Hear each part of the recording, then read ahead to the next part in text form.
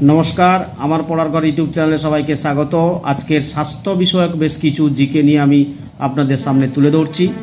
এগুলো খুবই গুরুত্বপূর্ণ, বিভিন্ন পরীক্ষায় কিন্তু এই জিকেগুলো কিন্তু আসে।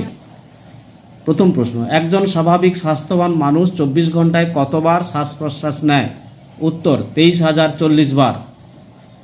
একজন পূর্ণবয়স্ক মানুষের হৃৎপিণ্ড দিনে কত লিটার রক্ত পাম্প করে? 6,000 থেকে 7,500 লিটার পর্যন্ত রক্ত পাম্প করে।